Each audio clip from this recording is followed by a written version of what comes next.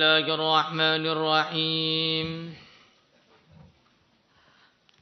ألم تر أن الفلك تجري في البحر بنعمة الله ليريكم من آياته إن في ذلك لآيات لكل صبار شكور وإذا غشيهم موج كالظلل دعوا الله مخلصين له الدين فلما نجاهم إلى البر فمنهم مقتصد وما يجحد بآياتنا إلا كل ختار كفور. Alam tara, tidaklah engkau melihat annal fulka, bahwasanya kapal tajri, berjalan, berlabuh fil bahri, di lautan, bi ni'matillahi, dengan nikmat Allah. Liriyakum, supaya Allah menampakkan kepada kalian semua, min ayati, dari sebagian tanda-tanda keagungannya. Inna fi dzalika, sesungguhnya dalam semua yang disebutkan tadi, la ayat, sungguh ada tanda-tanda yang besar, likulli sabbarin, bagi setiap orang yang sabar, syakurin, yang banyak bersyukur. Wa idza ghasyahum, ketika meliputi mereka, maujun, ombak, kadzulali, seperti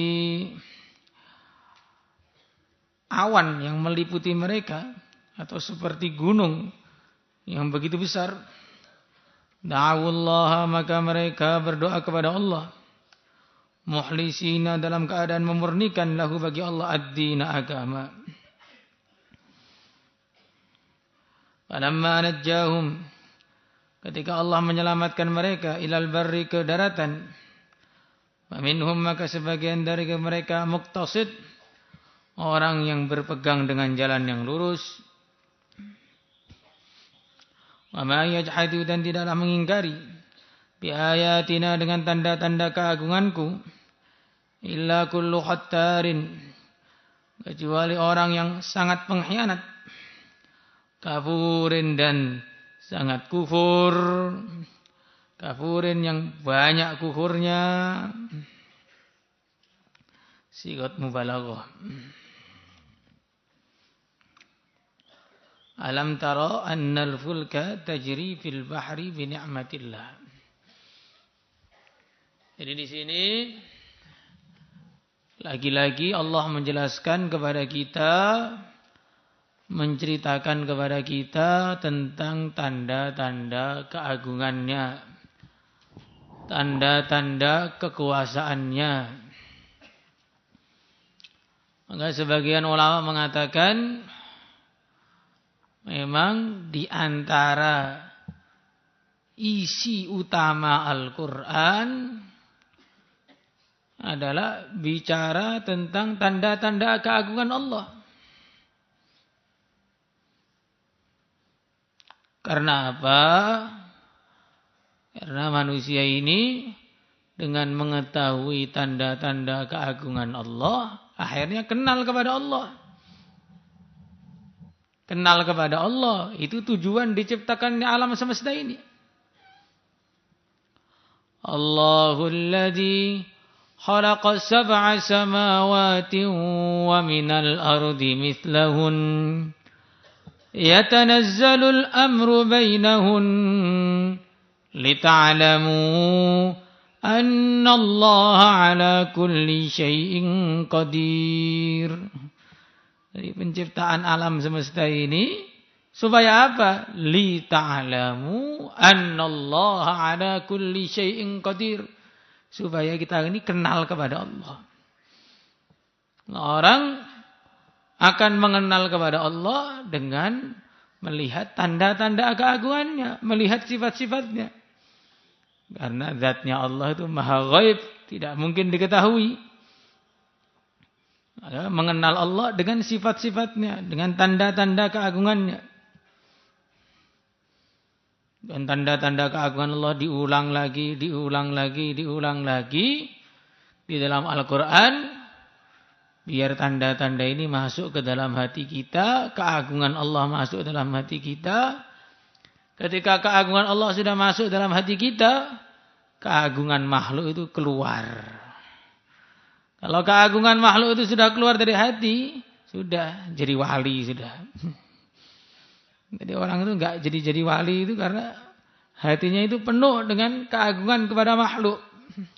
Mengagungkan makhluk, terkesan kepada makhluk, cinta kepada makhluk.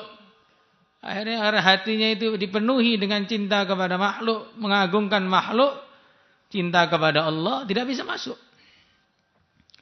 Araftul hawa qabla an a'rifal hawa.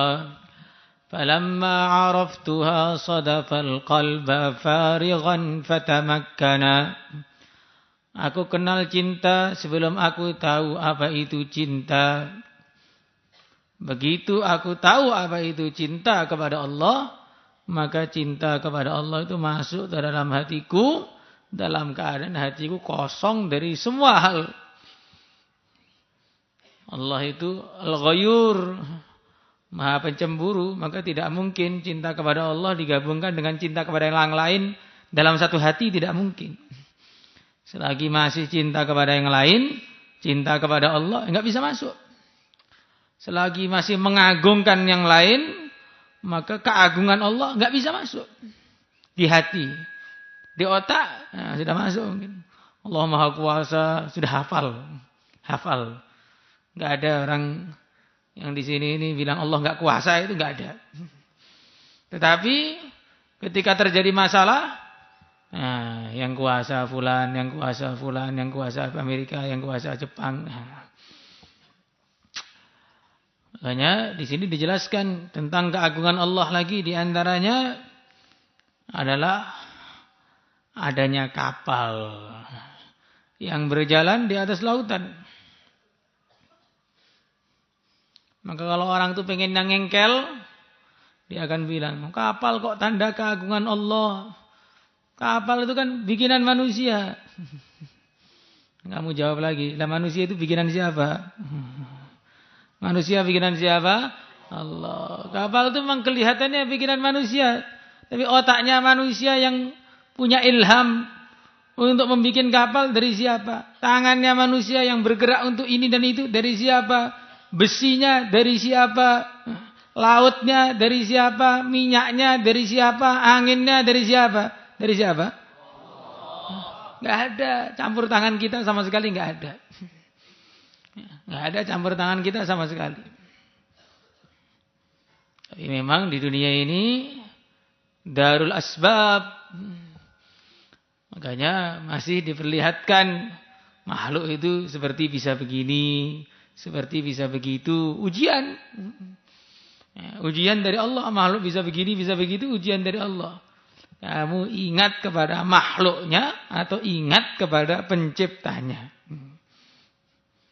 Kalau kita nonton wayang, maka tentu yang akan dipuji adalah dalangnya. Tidak mungkin nonton wayang kemudian yang dipuji adalah wayang. Kalau ada orang nonton wayang kemudian yang dipuji wayang, itu berarti orang keliru dia berpikirnya. Nah, wayang itu diam saja nggak bisa apa-apa. Kok kamu puji itu bagaimana?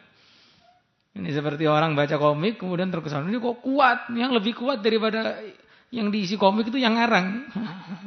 Karena kalau pengarangnya bikin kuat ya kuat, kalau dibikin mati ya mati. Jadi yang di komik itu nggak ada apa-apanya sebenarnya. Cuman malah kita sibuk, ini kuat ini kuat ini. Oh enggak, kuat ini. Jadi wibu. Orang yang berpikiran keliru, tidak paham. Yang paling kuat yang ngarang itu, karena dia mau bikin hatam sekarang juga selesai langsung. Maka laut, air, yang konsepnya itu menenggelamkan semua perkara yang ada di atasnya. Jangankan kok perkara yang berat, perkara yang ringan, jarum saja akan lebih ringan dari jarum pun tenggelam di atas air. Tetapi ada kapal bertonton, ribuan ton bisa berjalan dengan aman. Siapa yang bikin? Allah. Nah, begitu manusia ini sombong. Enggak, Tuhan pun tidak bisa menenggelamkan. Kayak kapal Titanic. Tuhan pun tidak bisa menenggelamkan. Ketemu es saja tenggelam. Padahal cuma es. Es diminum enak. Bisa menenggelamkan satu kapal.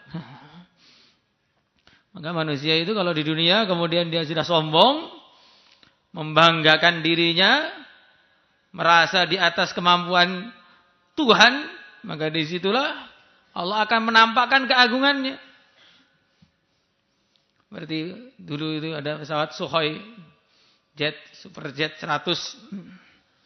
Pilotnya mengatakan, pesawat ini nggak mungkin bisa jatuh. Kalau ada apa-apa bisa belok sendiri. Maka ada gunung, belok dia ke gunung. Ya, makanya ketika manusia itu sudah membanggakan kemampuannya, disitulah Allah akan menunjukkan bahwa manusia ini betul-betul tidak bisa apa-apa. Yang bisa apa-apa hanya satu, siapa? Allah. Inna fi dzalika, semua itu adalah ayat, ada keagungan likulli sabbarin syakur. Jadi orang yang bisa memahami tanda-tanda keagungan Allah ini syaratnya harus punya kesabaran yang kuat dan rasa syukur yang kuat. Maka ada orang yang bilang, sabar sama syukur itu penting mana? Penting semua. Karena tanpa sabar orang itu tidak bisa syukur, tanpa syukur orang itu tidak bisa sabar. Maksudnya bagaimana? Ini kamu dapat nikmat yang begitu besar sekali dari Allah. Nikmat bisa jadi hafid Al-Quran. Pas baru hatam itu syukur sekali. Qurannya dibaca terus. Nanti kalau sudah nggak sabar dalam bersyukur, habis syukurnya Qurannya masuk lelang. Ini karena sudah tidak sabar dalam bersyukur. Begitu juga orang itu bisa bersabar. Menghadapi macam-macam ujian. Menghadapi macam-macam masalah di dunia ini. Banyak di pesantren ngaji. Nggak ada liburnya. Ngaji terus. Sudah Ramadan pun ketika kelihatannya program Ramadan masih ngaji lagi. Kok nggak ada liburnya gitu. Nah, kan sudah berat itu. Bagaimana caranya bisa sabar? Syukur. Ini kelihatannya berat begini, hasilnya surga. Dengan syukur jadi sabar. Dengan sabar jadi syukur. Maka ini seperti ibaratnya dua sayap dari burung. Yang mana kalau tidak ada salah satu dari sayap itu, dia tidak akan terbang. Seperti kakinya manusia. Harus dua. Ya, kalau kurang dari dua, maka nggak bisa berjalan dengan baik. Maka sabbarin syakur. Orang itu harus punya sifat syukur dan harus punya sifat sabar. Makanya Nabi mengatakan dalam hadis bahwa orang itu akan sangat beruntung di dunia ini kalau memiliki qalban syakira wa lisanan dzakira wa badanan 'alal bala'i sabira. Pertama, qalban syakira, hati syukur terus. Walaupun namanya syakir, kalau hatinya nggak syukur ya ngeluh terus. Ngeluh terus. Qalban syakira. Kemudian lisanan dzakira, zikir terus. Zikir itu seneng. Makanya tidak ada hari tanpa berzikir. Sambil jalan, sambil duduk berzikir. Tapi kalau sambil ngaji begini, nggak boleh pegang tasbih, nggak boleh. Ini namanya penghinaan. Kayak udah alim sendiri aja sudah pegang tasbih. Astagfirullah, ini ngaji kok lalai pada Allah. Saking tololnya itu. Tidak menempatkan sesuatu pada tempatnya. Lisanan dzakira wa badanan 'alal bala'i sabira. Punya badan yang tahan uji. Karena hakikatnya orang itu di dunia ini memang harus sabar. Siapapun tuh harus sabar. Tidak ada orang di dunia ini tidak mendapat ujian, itu tidak ada. Kalau pengen nggak diuji, ya di surga langsung sana. Tapi nggak bisa ke surga kalau nggak lewat dunia. Nggak bisa sampai surga kalau nggak sabar dan syakur.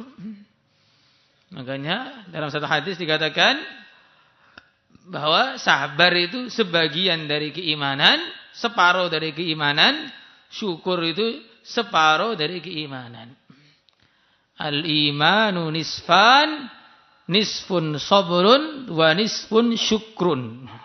Al-iman nisfan, nisfun sabrun wa nisfun syukrun. Iman itu ada dua bagian. Bagian yang pertama adalah sabar, bagian yang kedua adalah syukur.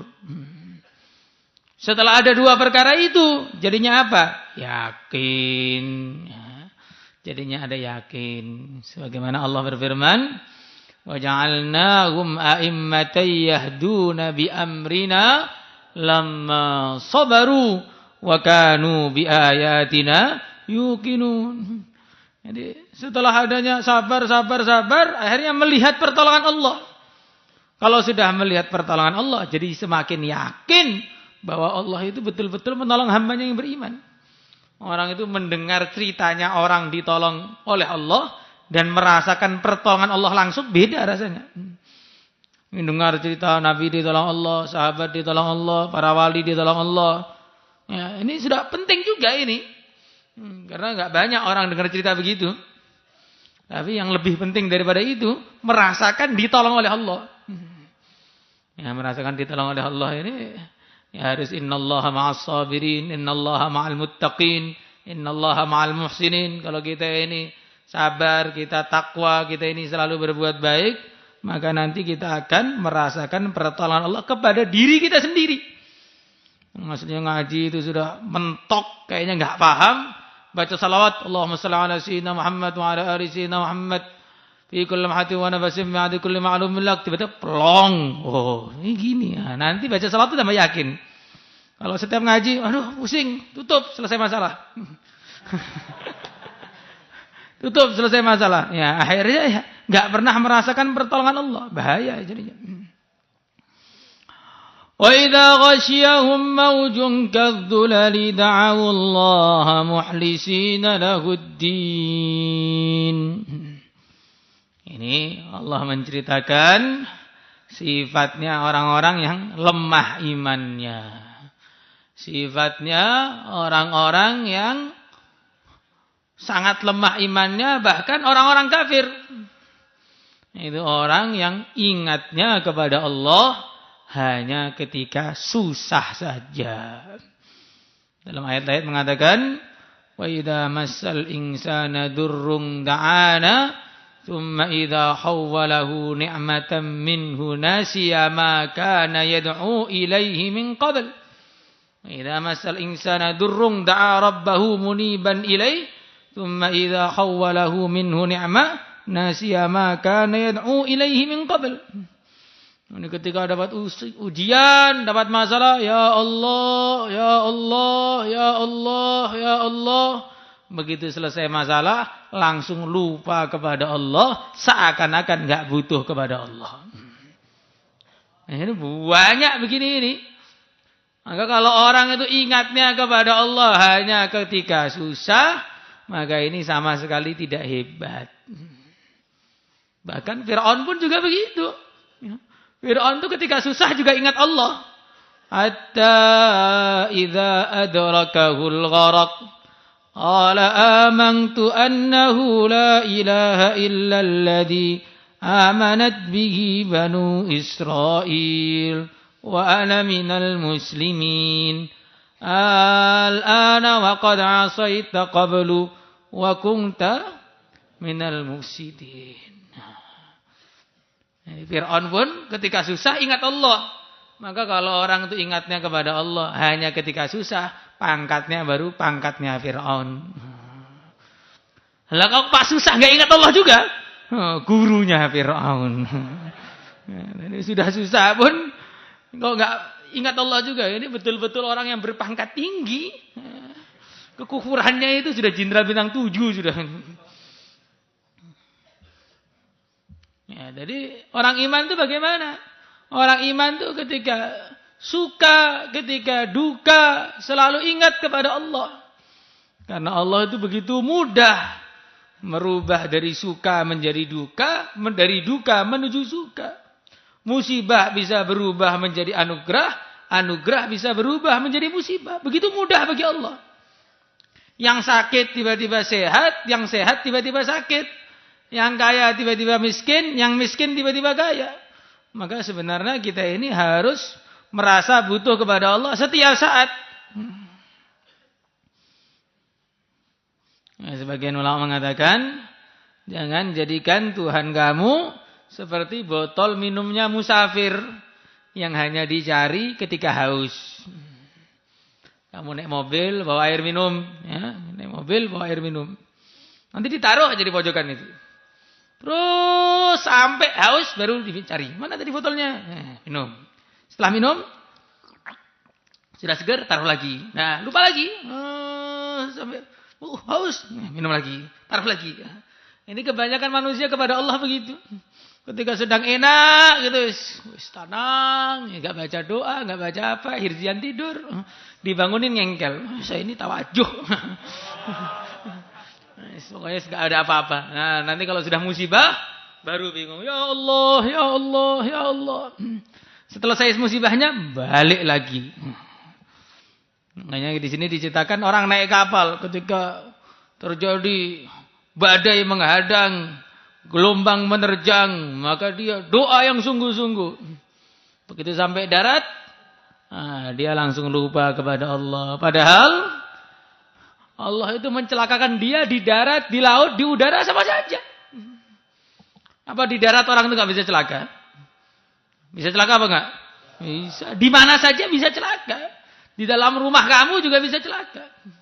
Orang itu tabrakan nggak perlu di jalan, lagi di kamar tiba-tiba truk mampir juga tabrakan. Tenggelam juga nggak mesti di laut. Ya. Kayak tsunami Aceh dulu, ya, sedang di rumah tiba-tiba lautnya mampir. Kadang-kadang kita ini saking tololnya, ya. Kalau naik pesawat begitu banyak sekali amalan, doa-doa dibaca semua. Tapi kalau naik motor nggak pernah baca amalan. Padahal berapa banyak orang mati naik motor itu. Nah, ini sebenarnya kita itu merasa bahwa Allah itu hanya bisa mencelakakan kita di tempat-tempat tertentu, di tempat lain enggak. Maka termasuk masjid paling penuh itu adalah masjid bandara. Nah, kalau kita ke bandara itu orang tuh sholat semua, karena mau naik pesawat tuh sholat semua. Sampai rumah nggak sholat lagi.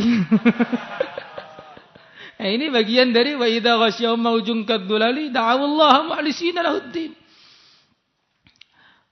Makanya kita ini usaha ingat kepada Allah setiap saat. Tapi orang yang ketika susah ini ingat Allah ini juga masih lumayan. Karena para sufi mengatakan al-masaib a'yadul muridin. Musibah-musibah ini menjadikan orang-orang yang lupa kepada Allah akhirnya jadi pernah ingat pada Allah. Orang yang ahli dunia sekali, mungkin gak pernah sholat sama sekali, mungkin gara-gara utangnya banyak terus sholat. Walaupun sholatnya seumur hidup mungkin cuma sekali, ya lumayan. Seandainya gak ada musibah mungkin seumur hidup gak pernah sholat kecuali pas sudah mati disolatin. Itu pun kalau matinya di negara Islam, kalau di negara kafir dibakar gitu aja. Dibakar di dunia sebelum di akhirat. Nah, makanya musibah-musibah itu sebenarnya adalah hikmah dari Allah biar hamba-hamba yang lupa ini ingat kepada Allah. Maka di akhir Allah menjelaskan wa ma yajhadu bi ayatina illa kullu khattarin kafur. Orang-orang yang menolak tanda-tanda keagungan Allah, menolak bukti kebenaran Islam, menolak bukti kebenaran Al-Quran. Ini bukan Al-Quran tidak terbukti kebenarannya. Bukan Islam tidak terbukti kebenarannya. Bukan Nabi tidak terbukti mukjizatnya. Cuman dia itu yang ngengkelan. Aba wastakbara wa kana minal kafirin. Jadi orang itu kalau punya sifat ngengkel ini bahaya. Sifat ngengkel, sifat sombong ini akhirnya menjadi titisan iblis. Nah, karena dikasih tetesan iblis lama-lama jadi iblis betulan. Sebagaimana seorang penyair mengatakan, kana min jundi iblisa fartaqa bihil halu fasara iblisu min jundih. Dulu dia itu pasukan iblis, kemudian berkembang maksiatnya, berkembang kekufurannya, sampai naik pangkat, iblis pun perlu berguru pada dia. Khattar, pengkhianat, kafur, banyak kufur, banyak mengingkari. Apa-apa enggak percaya. Enggak ada ini. Enggak bisa, enggak mungkin. Apa-apa enggak mungkin. Kuburan enggak ada adab kubur, sudah saya pasang CCTV katanya. Adab kubur kok dilihat pakai CCTV. Ini orang apa ini? Ya, ini kafur. Makanya ada ulama dulu itu datang ketika Bishr al-Muraisi. Bishr al-Muraisi ini seorang tokoh Mu'tazilah yang sangat-sangat parah kemu'tazilahannya. Ketika dia mati, enggak ada ulama-ulama yang mensolati dia. Kecuali salah satu ulama itu ikut mensolati dia. Selesai sholat, maka teman-temannya bilang, "Hei Fulan, kamu itu kok mensolati dia itu kenapa? Orang Mu'tazilah, orang begini, orang begini." Maka ulama tadi mengatakan, "Tenang dulu. Jangan kamu langsung marah." Saya itu doanya beda ketika sholat jenazah itu. Ya Allah, hambamu Bishr ini enggak percaya pada adab kubur. Ya Allah, adablah dia biar percaya. Ya Allah, hambamu Bishr ini enggak percaya adanya mizan. Ya Allah, ringankanlah kebaikan dia, beratkanlah keburukannya. Yang terakhir, ya Allah, hambamu Bishr ini enggak percaya bisa melihat engkau di akhirat. Ya Allah, jangan sampai dia bisa melihat engkau di akhirat. Tutup jauh-jauh pandangannya dari engkau. Nah ini coba, makanya orang-orang yang aneh-aneh itu doakan begini aja biar kapok. Seperti ada tokoh salafi datang kepada seorang kiai. Nah, tokoh salafi ini bilang, doa untuk mayit itu tidak sampai. Ya, doa untuk mayit itu tidak sampai. Orang sudah mati sudah nggak bisa didoain lagi. Oh begitu. Makanya kiainya setelah ngobrol-ngobrol pada akhir pembicaraan tanya, "Syekh, ibu kamu masih hidup atau sudah mati?" "Sudah mati." "Masya Allah, semoga dimakan sejauh lakrok, diinjak-injak malaikat, dibakar di neraka." Loh, jangan begitu. Akan gak nyampe. Salatullah